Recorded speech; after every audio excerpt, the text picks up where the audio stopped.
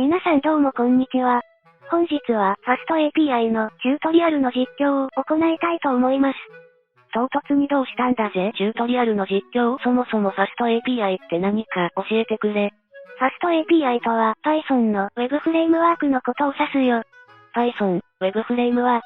何一つわからないんだぜ。Python はプログラミング言語だよ。Web フレームワークは Web サイトを作るためのよく使う機能や便利機能がまとまったものを指してるよ。簡単に言うと、Python というプログラミング言語があって、Python 自体は Web サイトに限らず、機械学習など様々な開発ができるけど、それぞれの分野に特化はしていないよ。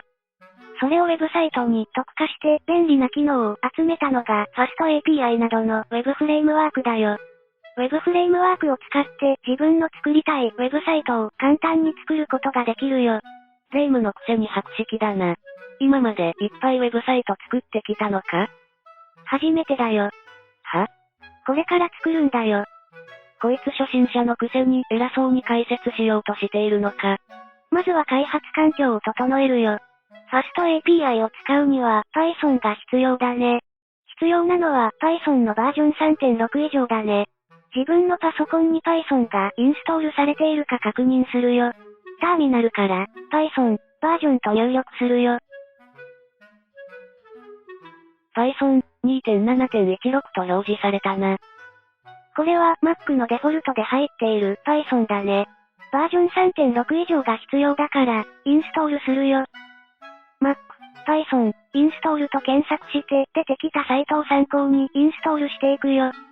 Mac では HomeView というパッケージマネージャーを使うことが多いから、今回もそれを使うよ。パッケージマネージャーっていうのはなんだぜ？ざっくり言うと便利なものだよ。ざっくりすぎるだろ。簡単に説明できないんだよ。もう少し言うと便利なツール、パッケージを使えるように管理してくれるものだね。パッケージを管理するから、パッケージマネージャーってことだな。HomeView がインストールされているか確認するために、View、V と入力してバージョンが表示されるか確認するよ。お、バージョンが表示されたな。インストールされてるね。次に PyEnv がインストールされているか確認するよ。PyEnv っていうのは？複数の Python のバージョンを管理できるツールだよ。PyEnv がインストールされているか確認するために、PyEnv、V と入力してバージョンが表示されるか確認するよ。お、こっちもバージョンが表示されたな。次に PyEnv の設定を保存するよ。エコ、シェルの結果によって保存方法が違うから注意してね。今回は、P シェルの方を設定するんだな。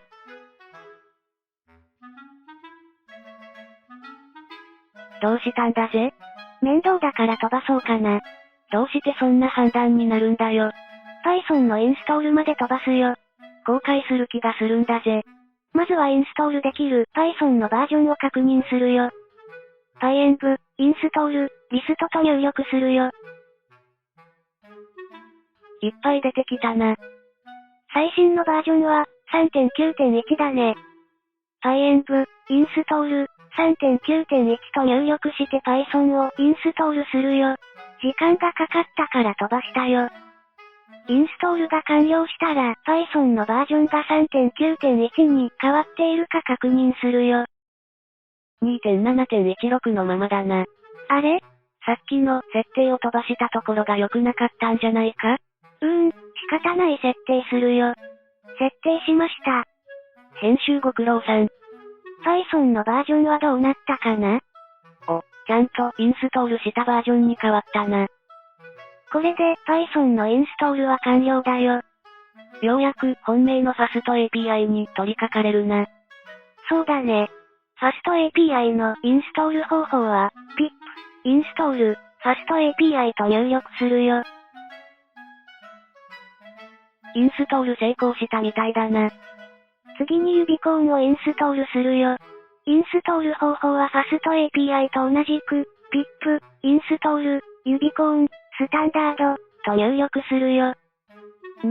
エラーが出たようだな。ネットで検索して原因を調べるよ。どうやらシングルコーテーションをつけてあげないといけないようだな。pip、インストール、ユビコーン、スタンダード、と入力してみるよ。お、今度はうまくいったようだな。早速コードを書いていくよ。フォルダ作成して、ファイル作成。作成したファイルにコーディングしていくよ。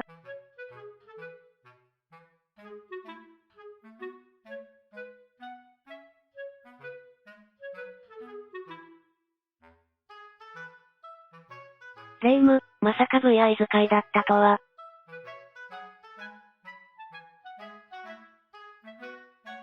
見え張って使いこなせるところ見せたかったけど、普通に VS コードが一番使いやすいからもうやめるよ。うわ、ダサすぎる。改めてコードを見ていくよ。ファスト API をインポートして使えるようにする。インスタンスを生成し、APP として使えるようにする。APP に GET メソッドで URL をセットするよ。スラッシュだけは一番上の URL でルートと呼ばれるよ。URL は前半部分がウェブサイトの本題を指していると思っていいよ。後ろの部分のウェブサイトの階層を定義するってことだね。なるほどな。それで一番上の URL ということになるんだな。GET メソッドっていうのはなんだぜ？ウェブサイトのリクエストにはいくつか種類があるよ。GET メソッドっていうのはウェブサイトからデータを取得することを意味しているよ。ウェブサイトがテキストファイルだとすると、読み込み専用ってイメージしてもらうといいかもね。ウェブサイトに書き込みをしないで、情報をもらうだけってことだな。そういうことだよマリサ。次に、ルートの URL がリクエストされた時に動作する関数、リードルートを定義するよ。リターンは、リクエストした人に値を返すことを表しているよ。今回は、ハローワールドを返すだけの関数だね。波括弧は辞書型という Python のデータの型を表しているよ。ダブルコロンで区切られていて、左側はキーを表しているよ。右側は値を表しているよ。だからリクエストした人に辞書型でキーがハロー、値がワールドのデータを返してるってことだな。その通りだよマリサ。また APP に GET メソッドで URL をセットするよ。アイテムズまでは固定で波括弧で表しているところは可変になるよ。アイテム ID っていうのはなんだぜ？可変の値をアイテム ID という名前の変数に入れることをファスト API に教えているよ。この時点ではアイテム ID には数字か文字が入るかはわからないよ。次に、アイテムズ、アイテム ID の URL がリクエストされた時に動作する関数、リードアイテムを定義するよ。今度は関数名の後ろの括弧に、アイテム ID、イント、Q、ストリ、イコールノンというのを書いてるね。URL と同じ変数が書いてあるな。そうだね。括弧の中の変数は引数と言うんだけど、アイテム ID、イントまでがセットで、これは URL のアイテム ID が関数の引数になるよ。ダブルコロンの後ろのイントは整数という意味だよ。これで、URL のアイテム ID は整数のみ許されることを設定しているよ。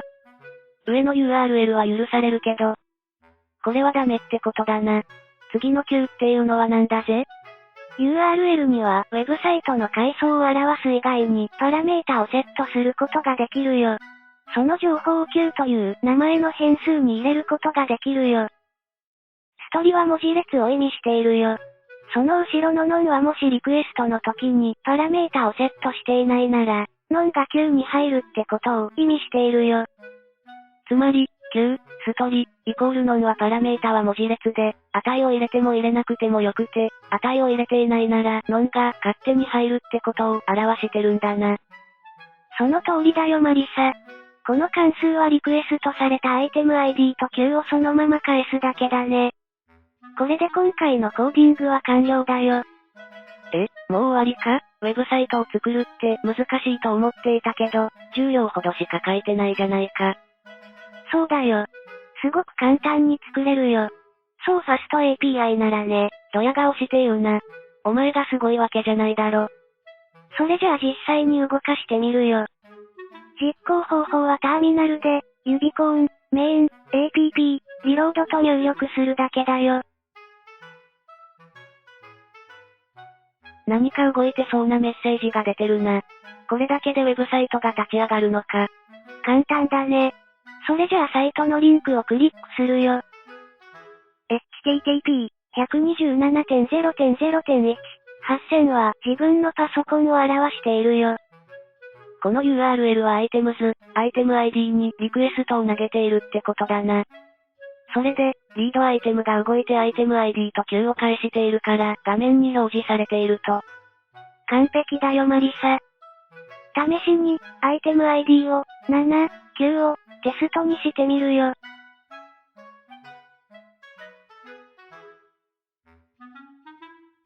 お、ちゃんと反映されて表示されたな。次に、http:127.0.0.1 8000 docs にアクセスしてみるよ。これは自動生成されたドキュメントだよ。へえ、こんな便利そうなものが自動でできるのか。ちゃんと自分で作った URL の説明が載ってるね。レスポンスの200は成功した時の応答結果だよ。400番台はエラーが発生した時の応答結果だよ。422はバリデーションエラーでマリサが言っていたアイテム ID が文字だった時に返すエラーだね。こういうエラーを返すのもファスト API が自動でやってくれるんだな。自動でできるドキュメントはもう一つあるよ。http:127.0.0.1 8000リドックにアクセスしてみるよ。お、さっきとは違うフォーマットが表示されたな。次に新しいアクションを追加するよ。PyDanTech ライブラリからベースモデルをインポートするよ。PyDanTech はデータのタイプを紐付けしてくれるようなライブラリだよ。よくわかんないけど、わかったぜ。最初はその感覚が大事だよ。次にベースモデルを継承したクラス、アイテムを定義するよ。クラスと継承って何だぜ？クラスは非常に簡単に言うと、変数と関数の集まりだよ。今回は3つの変数を定義しているね。継承は別のクラスをそのまま使えるようにすることができる機能だよ。継承元のクラスを再利用しつつ、新機能を追加することができるよ。へえ、一回作ったクラスの機能を書き直す必要がないのは便利だな。これはオブジェクト思考っていう概念の考え方なんだけど、今回は説明を飛ばすよ。文字列型の変数ネーム、小数点も含めた数字の実数型変数プライス、ブルーとフォルスのみが入る新基地型のイズオファーを宣言しているよ。イズオファーは値なしが許されて、値を入れなかったらノンが入るってことだな。そうだね。リードアイテムの引数、Q と同じだね。次に APP にプットメソッドで URL をセットするよ。リードアイテムと同じ URL だね。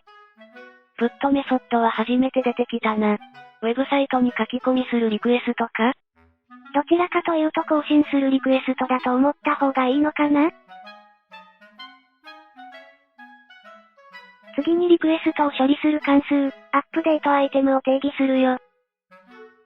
URL の整数型のアイテム ID とアイテムクラス型のアイテムが引数で定義されているな。アイテムはパラメータで指定するんだな。そうだね。処理の中身はアイテムのネームとアイテム ID を返すよ。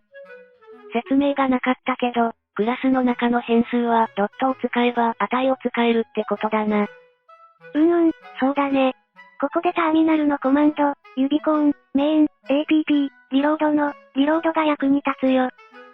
このファイルを保存した時点で、ウェブサイトが新しいファイルを読み込み直して、最新のコードの処理を反映してくれるよ。コマンドをもう一回打ち直す必要がないなんて、すごい便利だな。ここで、また Docs にアクセスしてみるよ。お、さっき追加した処理が表示されたぞ。Docs では実際にリクエストを投げて応答結果を確認することもできるよ。トライイットアウトボタンをクリックして、アイテム ID に数値を入力し、エグゼキュートボタンを押すことによって、リクエストを投げられるよ。お、結果が返ってきたな。それにどんなリクエストを投げたかも表示されたな。そうだね。今回は設定しなかったけど、パラメータを入力することもできるよ。へえ、いろんなデータを投げて結果を知れるのはありがたいな。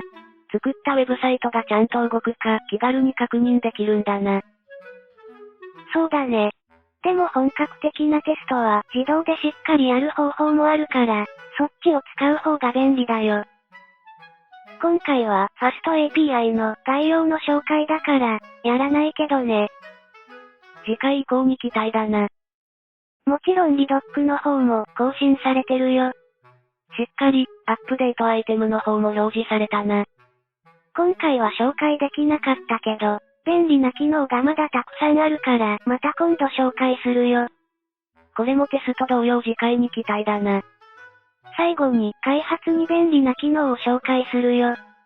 FastAPI では、クラスに定義した変数なんかも、自動保管という機能が働いて、変数名と変数の型が表示されるよ。おお、これは便利だな。わざわざ変数名や型を覚えなくてもいいし、選択するだけでコーディングできるのか。これがないと開発できないっていうほどのものでもないけど、あるとかなり便利だからね。今回はここまでになるよ。FastAPI がどういうものか簡単な説明だったんだけど、どうだったかな？ウェブサイトを作るって難しいと思ってたけど、実際にやってみると簡単にできるんだってことが分かってよかったぜ。あとはなるべく開発者の負担を減らそうと最大限の配慮がされている印象を受けたぜ。そうだね。便利に使える裏には、開発に苦労してほしくないフレームワークの制作者の努力の賜物だということを忘れてはいけないね。今回の動画はここまで。また次回の動画でお会いしましょう。ご視聴ありがとうございました。